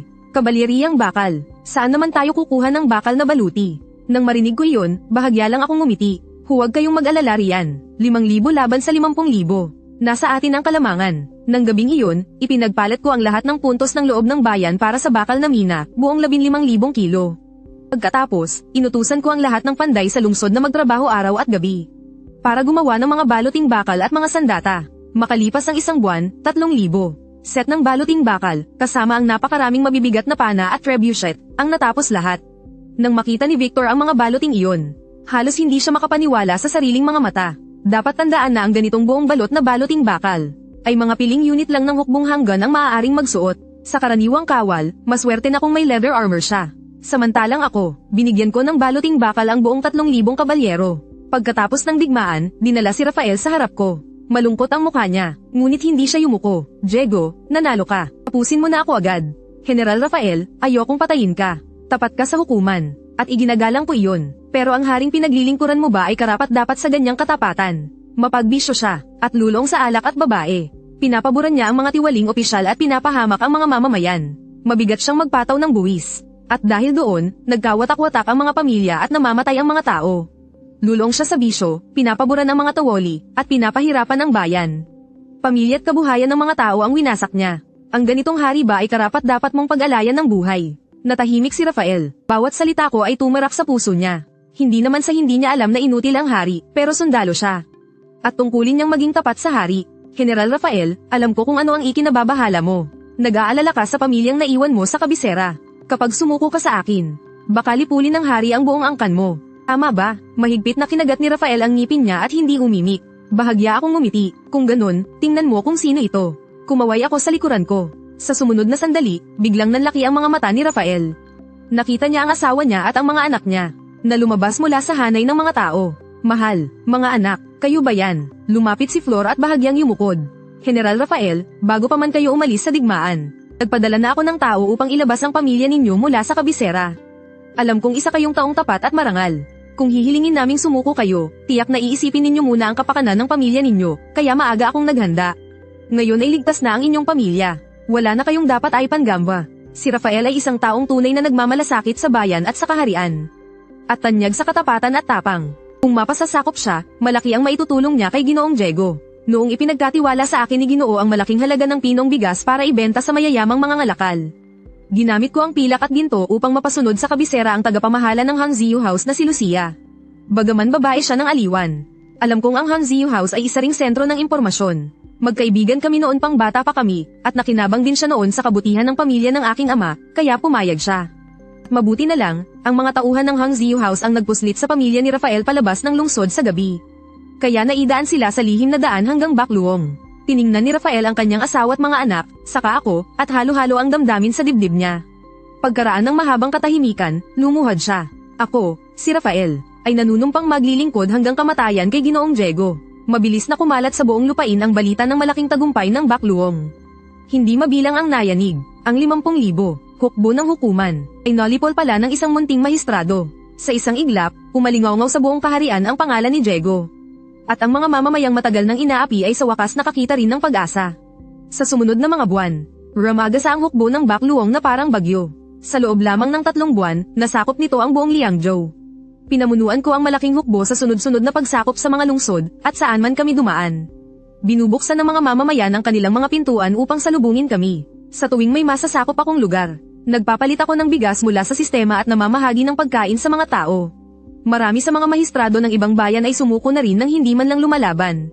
At ang hukbo ko, mula sa unang 5,000 tauhan, ay lumawak hanggang 20,000, habang ang puntos ng loob ng bayan ay lumampas pa sa 100,000. Ang kasalukuyang Bacluong ay hindi naguho, kundi isang masigla at maunlad na kabisera. Punong-puno ng tao ang mga lansangan. Siksik ang mga ngalakal, magkakatabi ang mga kainan at tsahan, at saan man ay maririnig ang tawanan at sigla. Payapa at maayos ang buhay ng mga mamamayan. Masasaya ang mga ngiti sa kanilang mga mukha. Bagong taon noon, buong lungsod ay nababalot ng ilaw at palamuti, at masasayang ngiti ang makikita sa lahat ng mukha. Bagong taon noon, ang buong lungsod ay maningning sa parol at pagdiriwang. Naglalakad kami ni Flor sa masiglang lansangan at pinagmamasdan ang maunlad na tanawin sa harap namin. Ginoo, ang laki na ng ipinagbago rito. Oo nga, noong una tayong dumating, puro guho pa ito. Hindi ko akalaing sa loob lamang ng ilang buwan magiging ganito ito. Lahat ng ito ay dahil sa inyo, Ginoo. Hindi, dahil ito sa mga mamamayan. Dahil ito sa iyo, kay Tomas, kay Victor, at sa pagsisikap ng lahat. Kumislap ang masalimuot na damdamin sa mga mata ni Flor.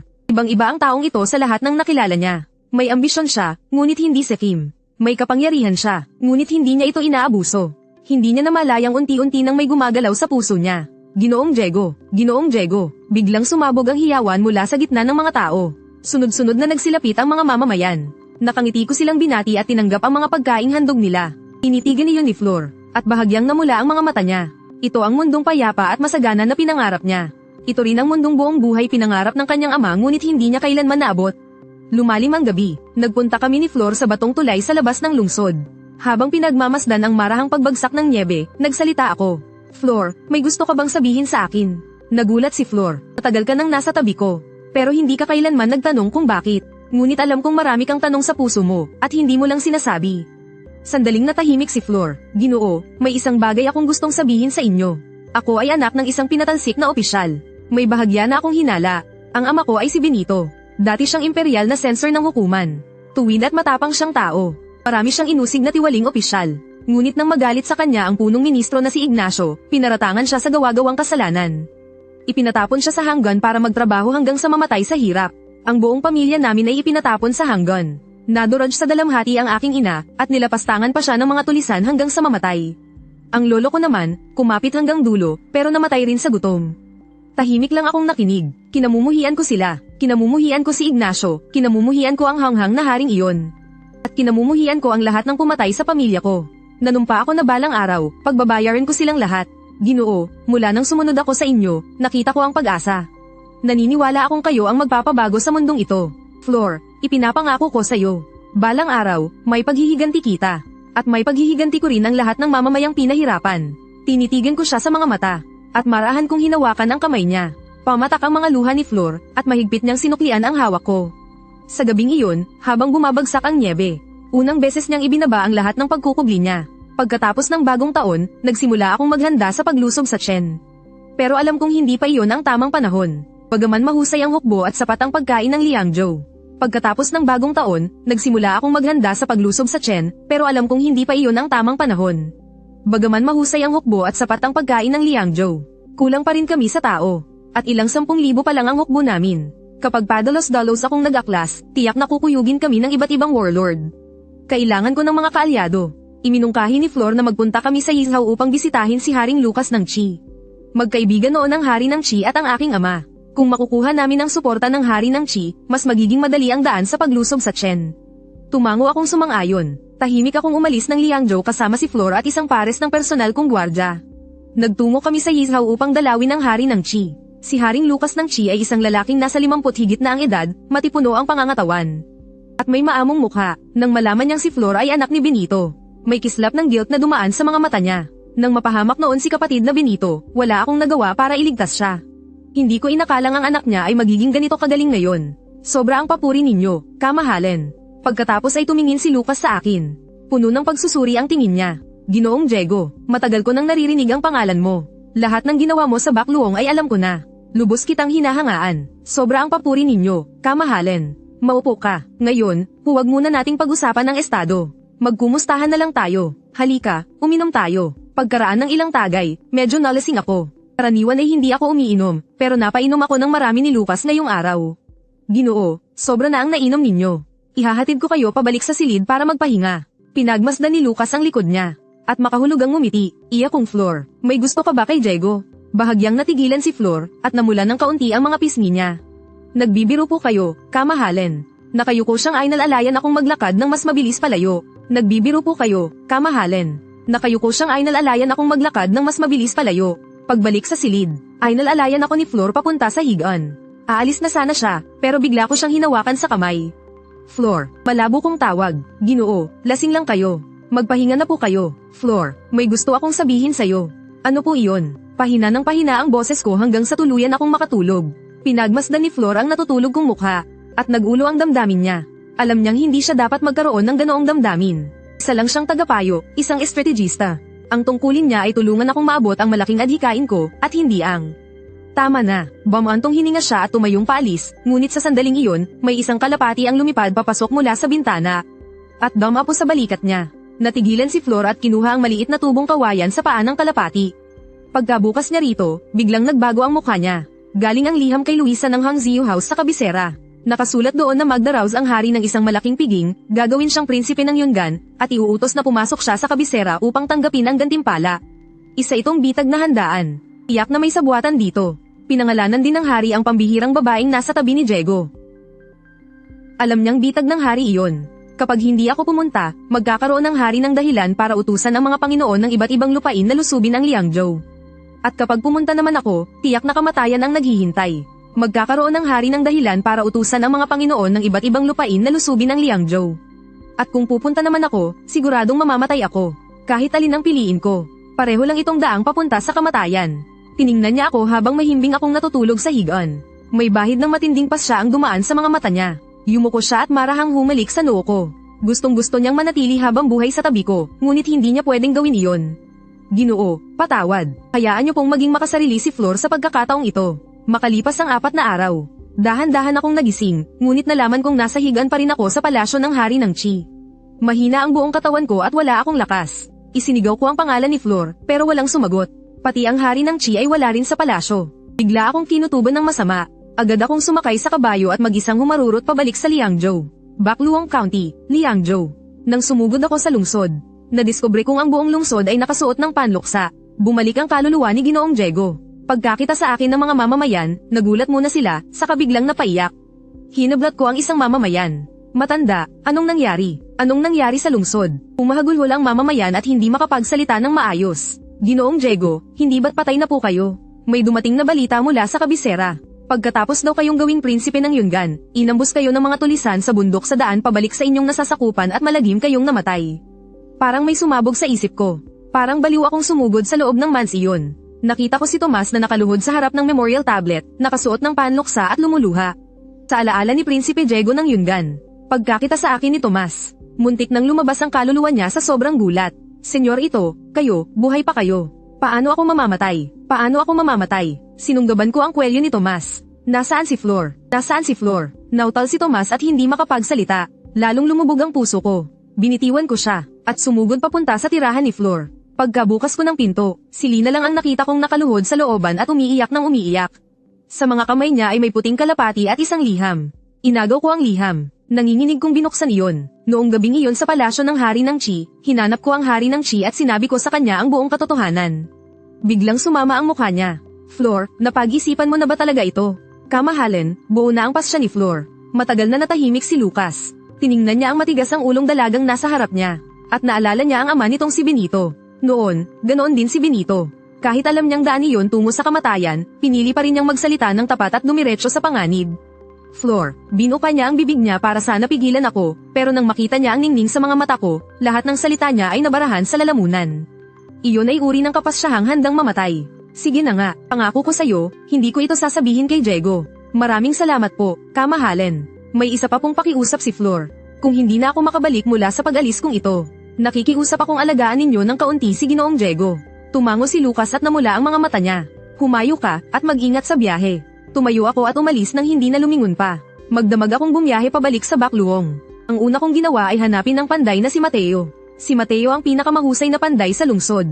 At isa rin siya sa mga pinakaunang tumulong kay Diego noong isa pa siyang takas gutom. Higit sa lahat, medyo magkahawig sila ni Diego. Ginang, Flor, gabi na po. Bakit po ninyo ako hinahanap? Hindi ako nagsalita, tahimik ko lang siyang tinitigan. Si Mateo ay unti-unting kinilabutan sa tingin ko. Binibining Flor, ano po ba ang nangyayari? Mateo, may isang bagay akong gustong ipakiusap sa'yo. Binibining Flor, sabihin niyo lang po. Basta kaya ko, daraan ako sa apoy at patalim para rito. Gusto kong magpanggap kang si Ginoong Diego. At sumama sa akin papuntang kabisera. Ipinaliwanag ko sa kanya ang buong nangyari. Naglatag ng bitag na handaan ang hari. Sa pangalan, gagawin raw niyang prinsipe ng Yungan si Ginoong Diego. Pero ang totoo, papatayin niya ito. Kapag pumunta si Ginoong Diego, tiyak ang kamatayan. Kapag hindi naman siya pumunta, magkakaroon ng hari ng dahilan para utusan ang mga Panginoon ng iba't ibang lupain na salakayin ang Liangzhou. Kaya kailangan ko ng isang taong magpapanggap na si Ginoong Diego, para tanggapin ang tinatawag nilang titulong prinsipe ng Yungan. Unti-unting namutla ang mukha ni Mateo. Kahit hindi siya tuso, naintindihan niya rin ang ibig kong sabihin. Kapag pumunta sa kabisera, 9 sa 10 hindi na makababalik. Binibining Flor, ako po'y, maaari po ba akong magtanong?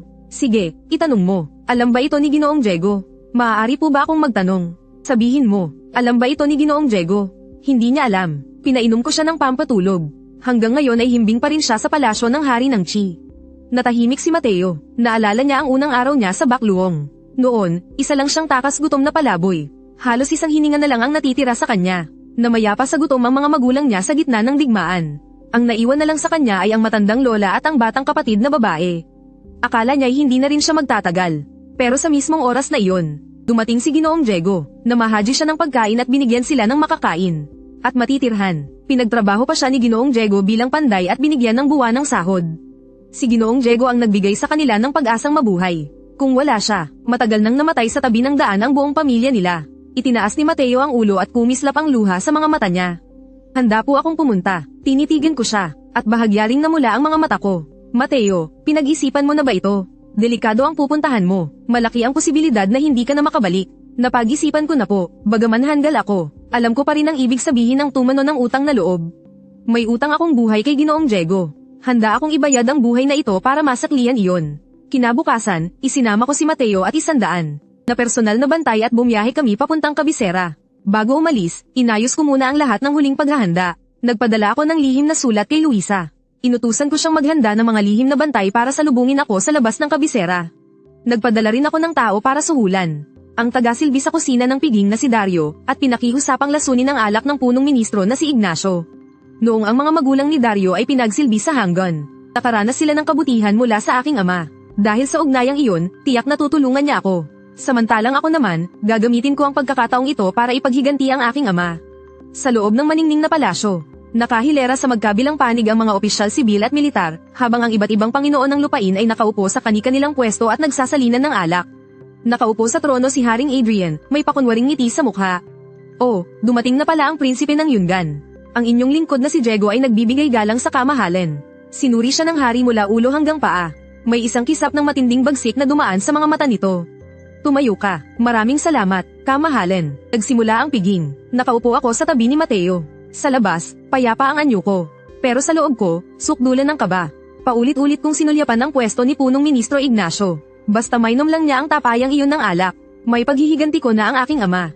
Pero sa mismong sandaling iyon, may hindi inaasahang nangyari. Tumayo si Ignacio at may dalang isang tapayan ng alak habang papalapit sa akin. Ang babaeng ito, siguro ang pambihirang dalagang laging nasa tabi ni Ginoong Diego. Matagal ko nang naririnig ang iyong pangalan. Ngayong nakita, talagang hindi nga iyon kathang-isip lang. Kinabahan ako, sobra ang papuri ninyo, Punong Ministro.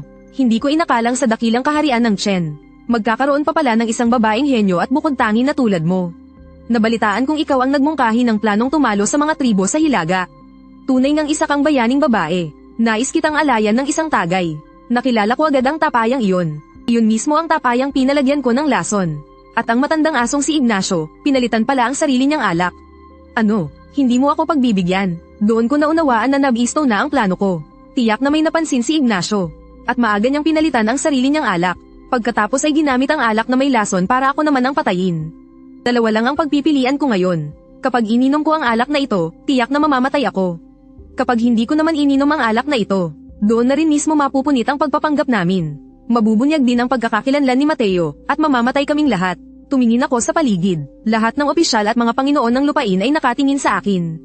Kahit ang hari sa trono ay may nakangising parang may ibang ibig sabihin. Wala akong pagpipilian. Punong Ministro, paano ko tatanggihan ang inyong magandang loob? Itinaas ko ang tasa at ininom ko ang lahat. Nang bumaba sa lalamunan ko ang lason. Isang nakapapasong hapdi, ang kumalat mula sa lalamunan ko hanggang sa bawat himaymay ng katawan ko. Pinilit kong tiisin ang kirot, at nanatiling may ngiti sa mukha. Kumislap ang bakas ng tuwa sa mga mata ni Ignacio. Talagang prangka ka, binibini. Hoy, kayo riyan, dagdagan pa ang tasa niya. Talagang prangka ka, binibini. Hoy, dagdagan pa ang tasa niya. Nang matapos ang piging, mabilis kaming lumabas ni Mateo mula sa palasyo. Binibining Flor, ayos lang ba kayo?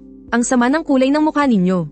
Ayos lang, bilisan natin. Kailangan nating makalabas ng kabisera bago dumilim. Umaatake na ang lason sa loob ng katawan ko. Makakahanap lang ako ng lunas kapag nakabalik tayo sa bakluong.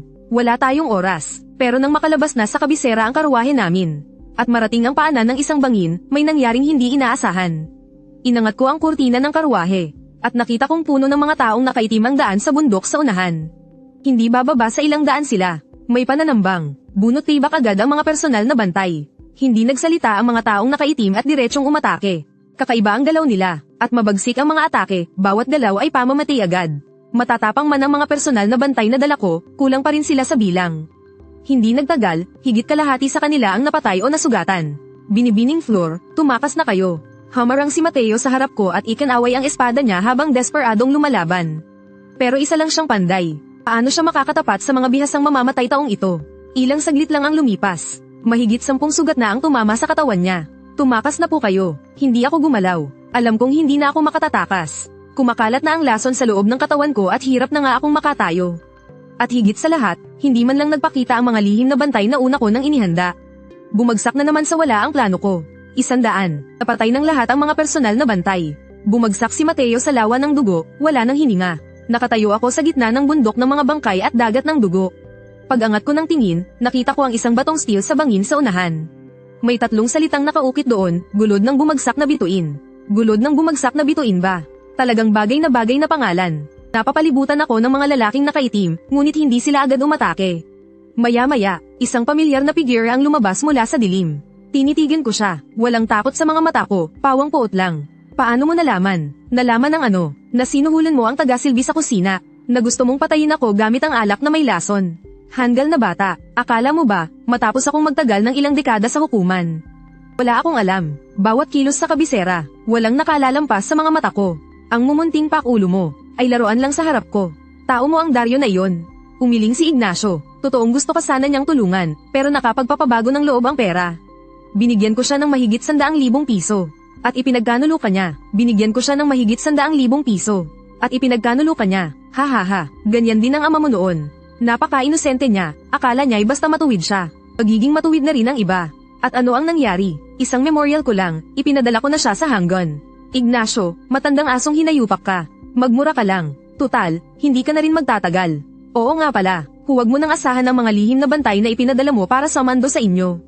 Kagabi, ipinabaril ko na ang lahat ng kalapati sa kabisera. Wala ni isa mang nakalipad palabas. Tuluyan nang lumubog ang puso ko. Naharangan na ang lahat ng daan kong takasan. Kung paano ko pinatay ang ama mo noon, ganoon din kita mapapatay ngayon. Pero may isa akong gustong malaman. Sino ba talaga ang Diego na iyon? Paano siya nakagawa, sa loob lang ng maikling isang taon? Mula sa isang walang kwentang mahistrado hanggang sa maging Panginoong may hukbong 10,000 libo. Nanlait akong ngumiti, hindi mo kailangang malaman. Ang kailangan mo lang tandaan. Darating siya dala ang 100,000 hukbo sa kabisera. At pupugutan niya kayong lahat ng mga taksil at buhong na opisyal. Sa oras na iyon, ang ulo mo ay isasabit sa tarangkahan ng lungsod. Upang litin ng buong bayan. Sa oras na iyon, ang ulo mo ay isasabit sa tarangkahan ng lungsod upang litin ng buong bayan. Mamamatay ka na nga, matigas pa rin ang dila mo. Pakawalan ang mga palaso. Umarangkada sa akin ng di mabilang na yulang palaso, ngunit hindi ako umiwas. Tahimik lang akong nakatayo roon, habang pinagmamasdan ang mga palasong papalapit sa akin. Sa harap ng mga mata ko, lumitaw ang mukha ni Diego, ang mukhang araw-gabi kong iniisip. Ginoo, mauuna na si Flor. May dahilan ka na ring lusubin ang Chen. Sa susunod na buhay, tuldok, magkikita pa tayong muli. Tumagos ang mga palaso sa katawan ko at bumulwak ang dugo. Dahan-dahan akong bumagsak, pero may munting ngiti pa rin sa labi ko. Tinitigan ni Ignacio ang bangkay ko. At malamig na ngumiti, sayang, napakaganda pa naman sana. Pagkatapos ay tumalikod siya, at nagutos sa mga tauhan niya. Umatras na kayo. Makalipas ang isang oras, magpadala ulit ng mga tao rito para linisin ang lugar. Isulat niyo na si Prinsipe Diego ng Yungan at si Flor kasama ng iba pa. Ay inambos ng mga tulisan sa bundok habang pauwi sa kanilang nasasakupan at nasawi ng malagim. Nauunawaan po, mabilis na umatras ang mga taong nakaitim, at naglaho sa dilim ng gabi, sa gulod ng bumagsak na bituin. Ang natira na lang ay nagkalat na mga bangkay at makapal na amoy ng dugo. Ngunit ang hindi niya alam ay, di nagtagal pagkalis niya, isang puting kalapati ang lumipad mula sa manggas ko. Sa paa nito, may nakataling liham at isang hibla ng buhok na may dugo. Palaypad ng palaypad ang puting kalapati. Palayo ng palayo, palaypad ng palaypad ang puting kalapati, palayo ng palayo, hanggang sa tuluyan itong naglaho sa kalangitan sa hilaga. Makalipas ang 3 araw, lalapag ito sa isang bakuran sa Bacluang County. At ang liham na iyon ang magpapabago sa kapalaran ng buong mundo. Binuksan ko ang liham, para kay Ginoong Diego. Pumunta na si Flor sa kabisera. Alam ni Flor na mapanganib ang paglalakbay na ito, pero kailangan ko itong gawin. Ang bitag na handaan ng hari ay isang patibong para patayin kayo. Kapag hindi kayo pumunta, sabay-sabay kayong lulusubin ng mga Panginoon ng iba't ibang lupain. Hindi sapat ang lakas militar ng Liangzhou. Tiyak ang kamatayan. Ayokong kayo ang mamatay, kaya si Flor ang pumalit at pumunta. Pinapanta ko ang panday na si Mateo para magpanggap na kayo. At tanggapin ang tinatawag nilang titulong prinsipe ng Yungan. May kaunting pagkakahawig sa inyo si Mateo, at dahil hindi naman kayo palaging nagpapakita sa kabisera. Malamang malilin lang ang lahat. Pagdating ng oras, maghahanap ako ng paraan para makatakas. Kung mapalad akong makabalik ng buhay, magiging maayos ang lahat. Pero kung mamatay si Flor, magkakaroon naman kayo ng sapat na dahilan para mag-aklas at lusubin ang Chen. Ginoo, alam kong nagpasya si Flor nang hindi nagpapaalam, pero hindi ko ito pinagsisisihan. Ang pinakamalaking hiling ni Flor sa buhay na ito, ay makita ang mundong payapa at ang mga mamamayang namumuhay ng matiwasay. At kayo lamang ang tanging taong makatutupad sa hiling na iyon. Handa si Flor na ialay ang sarili bilang pyesa, at ang buong mundo bilang larangan. Kapalit ng katuparan ng inyong dakilang adhikain. Ginoo, may isa pa sanang gustong sabihin si Flor. Kapalit ng katuparan ng inyong dakilang adhikain. Ginoo, may isa pa sanang gustong sabihin si Flor. Hindi ko dapat itong sabihin. Bagaman ako ang inyong tagapayo, babae rin si Flor. Ang damdamin ni Flor para sa inyo ay matagal nang higit pa sa ugnayan ng pinuno at tauhan. Ngunit alam kong hindi ako karapat-dapat sa inyo. Mababa ang katayuan ko, isa lang akong takas gutom na palaboy. Kaya itinago ko lang ang damdaming ito sa kaibuturan ng puso ko. Kung may susunod pang buhay, ayaw na ni Flor na maging tagapayo nyo lang. Nabuhay ka nang wala ako, at mamamatay akong tanggan pa rin ang pag-ibig ko sa'yo. Kapag bumalik ang hangin at si Flor ay makauwi rin. Sa susunod na buhay, sana'y muli kitang makatagpo. Gumagalang, Flor, matagal akong nanahimik, hanggang sa unti-unti nang tumigil ang iyak ni Lina. Hanggang sa tuluyang lamunin ng gabi ang buong mansiyon. Sa sumunod na sandali, ngumiti ako. Mahina ang tawa ko, pero paniyo ng lamig na tumatagos hanggang buto. Magaling, napakagaling, Adrian. Ignacio, sisingilin ko kayo ng 100,000 ulit. Tumayo ako at naglakad palabas ng pinto. Nagmamadaling sumunod si Tomas. Senyor ito, saan po kayo pupunta? Sa huling hantungan niya. Pagkalipas ng ilang buwan, sa bakluang ng Liangzhou, nakasuot ako ng puting balabal at baluti. At may puting panali sa ulo. Nakatayo ako sa entablado ng hukbo, pero hindi ko napigil ang tumulo ang luha ko. Sa ibaba, nakahanay ng maayos ang 100,000 kawal. Pinatay ng emperador ng Chen ang isa kong bisig, pinaslang ang tagapayo ko, at inapi ang mga mamamayan ko. Gusto kong nguyain ang laman niya. Lipulin ang buong angkan niya. Inapi niya ang mga mamamayan ko. Gusto kong nguyain ang laman niya at lipulin ang buong angkan niya. Kung nais kong mabuo ang dakilang adhikain, kailangan kong pabagsakin ang Chen. At kung nais kong maipaghiganti ang lahat, kailangan ko ring pabagsakin ang Chen. Ngayong araw, ako, si Diego, ay nag-aaklas. Ako muna'y magpapahayag ng paghahari, saka ako opisyal na luluklok. Ginoo, ilagay po ninyo sa unahan ang bayan at kaharian. Mas mabuting makuha muna natin ang loob ng ibang mga Panginoon bago lusubin ang Chen. Sa gayon, tiyak ang tagumpay ng dakilang adhikain. Iyan ang pinakamabuti para sa buong lupain. Mga tauhan, ilabas siya at pugutan. Ginoo, kahit mamatay ako, wala akong pagsisisi. Nanghihinayang lang ako na ang bagong tatag na adhikain ay baka muling bumagsak. Maaaring padalos-dalos magsalita si Sergio. Pero tapat naman ang puso niya. Victor, huwag ka nang mamagitin para sa taong ito. Ipahatid sa buong hukbo ang utos ko. Lusubin ang demonyong Chen. Susunod sa utos. Pagkaraan ng ilang buwan, sa kabilang palasyo, nagmamadaling pumasok sa bulwagan ang kalihim ng digmaan. Kamahalan, nagpahayag na ng sarili niyang paghahari si Diego sa Liangzhou. Siya mismo ang nanguna sa paglusob. Nakakilos na ang hukbo ni Diego palabas ng Liangzhou. Hindi ba patay na ang Diego na iyon? Ilan ang hukbo niya? Sa lupa at tubig, humigit kumulang 700,000. Saan siya kumuha ng ganiyang karaming tauhan? Inutusan ni Diego ang mga kawal niya na mamahaji ng lugaw sa daan at magbigay ng butil sa mga mamamayan at mga lungsod na madaraanan. Sa 18 lagusan at 27 lungsod na dinaanan nila, kalahati ay sumuko ng hindi lumalaban. At marami pang mamamayan ang kusang sumama sa hanay ni Diego. Gaano pa kalayo ang salot na iyon sa kabisera ko? Bilisan ninyo at papuntahin ang kapatid kong si Prinsipe Ivan. Pati si Prinsipe Santiago ng Timog at si Haring Lucas ng Qi para protektahan ako. Si Prinsipe Ivan ay nasakop na ang kanyang jaw ni Diego, at ang ulo niya ay nakasabit na sa tarangkahan ng lungsod. At si Haring Lucas ng Qi ay kumampi na kay Diego at nag-alsa rin. Sa loob lamang ng ilang buwan, nalamon ko na ang ilang lalawigan. Palapit ng palapit ang malaking hukbo sa kabisera. Isang araw, dumating ang sugo ng dakilang Chen. Humihiling sila ng tigil putukan at pakikipagkasundo. Sa paglalakbay na ito, may 2 handog ang emperador ng Chen para sa inyo, kamahalan. Handa siyang mamahala na lang sa kabila ng ilog. At hindi nababawiin ang mga lalawigang nasasakupan na ngayon ni Prinsipe Diego ng Yungan. At isa pa, narito ang kusinirong si Dario na nagsuplang sa sabuatan sa pagpatay kay Flor.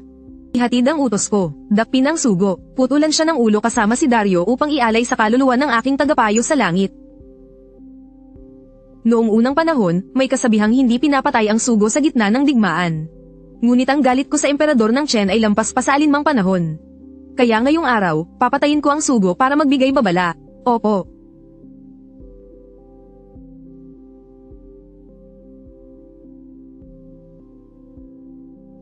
Sino sa inyo ang may lakas ng loob na mamuno ng hukbo at harangin si Diego sa angsing? Handa ang inyong lingkod na mamuno ng 100,000 piling kawal laban kay Diego. Kung mabaygo ako, tatanggapin ko ang anumang parusa. Mabuti, tandaan ninyo, sa loob ng 1 buwan, dapat mapanatili ninyo ang angsing. Hindi iyon maaaring mawala. Victor, Rafael, pakinggan ang utos. Agad kayong tumuloy sa angsing at sakupin ang lungsod sa loob ng 3 araw. Susunod po, magtagal. Paano nangyari ito? Iniutos kong depensahan ni Gabriel ang lungsod sa loob ng 1 buwan. Pero bumagsak ito matapos lang ang 3 oras ng matinding labanan. Samantala, ako na may pinalilibutan ng mga mamamayan at tinatawag nila akong dakilang matuwid na emperador ng Liang. Mula ngayon, sa bawat lungsod na masasakop ng hukbo natin, tuturing natin iyon na parang sariling lupain natin. Walang kawal ang maaaring basta pumasok sa mga bahay ng mamamayan. Lahat ng baka, kabayo, lupa, at buwis ng mga karaniwang tao ay dapat isa-isang itala. Bukod pa roon, bawat sambahayan ay tatanggap ng 10 kilong bigas. Ang sino mang mangurakot, pupugutan ko. Makalipas ang 2 pang buwan, ako mismo ang namuno sa malaking hukbo hanggang sa kabisera. Bahagyang lumaban ang general na nagtatanggol sa lungsod bago niya binuksan ang tarangkahan at sumuko. 800,000 kawal ang ramagasa papasok sa imperial na lungsod. Nakasakay ako sa puting kabayo habang dahan-daang pumapasok sa palasyo, habang ang 800,000 kawal ay rumaragasa sa imperial na lungsod. Nakasakay ako sa puting kabayo habang dahan-daang pumapasok sa palasyo. Ang una kong nakita ay ang hambog na hambog noon na si Ignacio. Nakaluhod siya sa lupa at nanginginig ang buong katawan. Handa akong sumuko, handa akong maglingkod sa inyo mula ngayon. Bumaba ako sa kabayo at tinitigan siya mula sa itaas. Ignacio, naaalala mo pa ba si Flor? Agad namutla ang mukha ni Ignacio. Pinatay mo ang ama niya at itinulak sa kamatayan ang ina niya. At sa huli, ikaw rin ang pumatay sa kanya. Hayop kang matandang demonyo, akala mo ba hindi ko alam na ikaw ang dahilan ng kamatayan niya? Maawa kayo, maawa kayo. Sa ilalim ng lupa ka humingi ng tawad sa kanya. Sa isang kisap ng espada, gamulong sa lupa ang ulo ni Ignacio. Samantala, si Adrian ay nagtatago sa kanyang silid. Kinalagkad siya palabas ng nagngangalit na mga mamamayan. Pinagpapalo nila siya ng asarol, karit, at kahoy na pamalo hanggang sa mamatay ang hanghang na haring iyon. Sa wakas, tuluyan nang bumagsak ang dinastiyang Chen. Tapos na ang digmaan. Pinag-isa ko ang buong lupain at itinatag ang dakilang siya sa ilalim ng pangalang Minen. Sinunod ko ang naiwan na huling payo ni Flor sa kanyang liham at pinaunlad ko ng husto ang agrikultura at kalakalan. Dahil doon, mabilis na umangat ang dakilang siya. Sa araw ng aking koronasyon. Noong una, gusto ko sanang parangalan si Flor bilang reyna ng maliwanag na ibon, pero kalaunan ay naalala ko ang laman ng liham niya. Kaya sa huli, pinarangalan ko si Flor bilang Emperatress at si Lina bilang prinsesa. At ang mga sumama sa akin sa pakikibaka, gaya ni Tomas, Victor, Rafael, at ang iba pa, ay pawang ginawaran ng titulo at ranggo. Ang mga sumama sa akin sa pakikibaka, gaya ni na Tomas, Victor, Rafael, at ang iba pa, ay pawang ginawaran ng titulo at ranggo. Payapa na ang buong mundo. Namumuhay ng matiwasay ang mga mamamayan. Ngunit lalo lang akong nilamon ng pag-iisa. Muli na namang dumating ang bagong taon. Nagpunta ako sa puntod ni Flor na may dalang isang banga ng alak. Flor, dumalaw ako. Umupo ako sa harap ng lapida at mag-isang nagsali ng alak. Tingnan mo, nagawa ko rin. Payapa na ang buong mundo. Hindi na nagugutom o nilalamig ang mga mamamayan. Natupad na ang gininto ang panahong hinaanggad mo, pero hindi mo na ito nakita. Flor, alam mo ba? Pinagsisisihan ko na. Pinagsisisihan kong naparami ako ng inom noong gabing iyon. Pinagsisisihan kong hindi ko agad napansin ang damdamin mo. Pinagsisisihan kong hindi ko nasabing gusto rin kita. Flor, kung may susunod pang buhay, hinding-hindi na kita hahayaang mawala sa tabi ko. Ininom ko ang huling lagok ng alak at samandal sa lapida. Dahan-dahan kong ipinikit ang mga mata ko. Hindi ko na malayan. Nakatulog ako, pero nang muli kong imulat ang mga mata ko, nakasilaw na puting liwanag ang bumungad sa akin. Nakaupo ako sa isang upuan. Ang paligid ko ay ayos ng isang coffee shop. Pagtingin ko sa sarili ko, nakasuot ako ng uniforme ng delivery rider, at maliwanag ang screen ng cellphone ko. May nakabukas na order na hindi pa tapos. Nasaan ako? Litong-lito ako, pero napakatotoo ng lahat ng iyon. Sa telebisyong nakasabit sa dingding, may balitang ipinapalabas. May natagpo ang bakal na rebar ang mga archaeologists sa isang sinaunang libingan. Nayanig ang buong akademya sa natuklasang iyon. Hindi ba iyon mismo ang ipinagpalat ko noon mula sa sistema? Kaya ibig bang sabihin, totoo ang lahat ng iyon? Tumingin ako sa labas ng bintana. Umuulan ng mahina sa mga kalsada ng lungsod. Mga bagay na malinaw na hindi dapat para sa akin. Bakit pakiramdam ko may nawala sa akin? Biglang bumukas ang pinto ng coffee shop. May isang dalagang nagmamadaling tumakbo papasok. Mukhang nakikisilong siya sa ulan. Nakasuot siya ng sinaunang kasuotan at may hawak na isang aklat. Mukha siyang litong-lito sa lahat ng nasa paligid niya.